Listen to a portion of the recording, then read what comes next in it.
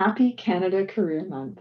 Every November in Canada, we celebrate Career Month, the entire month of November. Career practitioners across the country look at how they can help celebrate the successes of clients, to focus on the skills that career development practitioners bring to a complicated labor market, and to have better conversations around the future of careers. Over the last couple of weeks, I've been asked to comment many times in blogs and articles with groups here in Canada, in the United States, and even in Singapore on whether the Great Resignation is real and what is happening with career paths and patterns. Is it real or not real? That seems to be the question that everyone wants to know.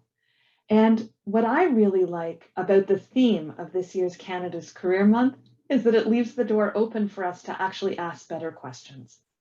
The theme for Canada Career Month this year is It's Possible, and it's intended to be a rallying cry, a motivational cry for each individual to see just what is possible within their own career path. What could they be doing? How can they accelerate on their own interests and desires?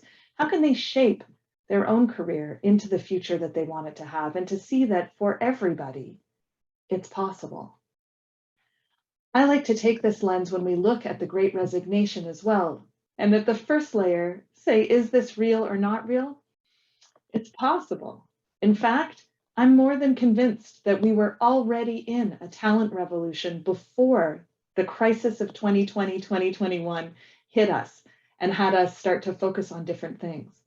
As we're emerging from the pandemic and all of the other crises that have impacted our workforces, it's no surprise that we're emerging into labor market conditions that seem a little uncertain, that people are behaving in ways that maybe we didn't anticipate or expect.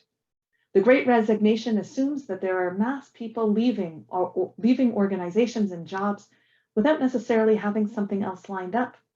Some say that's real in the United States, but not in Canada. Others argue the opposite. Here's what I would recommend you spend Canada Career Month reflecting on if you're a leader within an organization. I think it's important to consider, so what?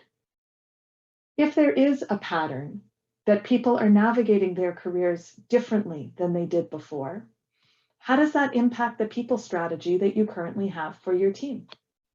What's the culture within your organization, and does it support different types of changes as labor market dynamics shift and change, or does it assume a labor market that behaves exactly the same as it has over the last 10 years? How have you factored in demographic challenges and changes, the aging workforce, new employees that have entered your workforce at a time when they've only been remote? How are those pieces elements of your strategy? The Great Resignation is a fascinating examination of individual choice and labor market dynamics. But in Canada, we don't have perfect information.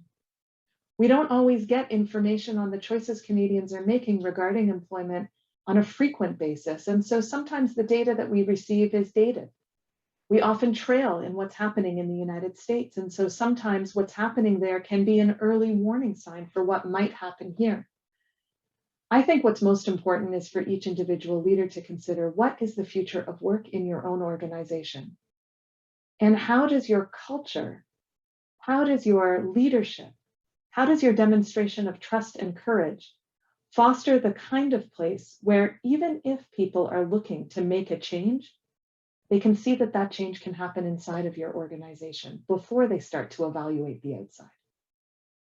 Those are the kinds of conversations that I'm really looking forward to over the rest of Canada Career Month. And I love that we're going to spend the entire month focused on It's Possible. I can't wait to hear what you think is possible too.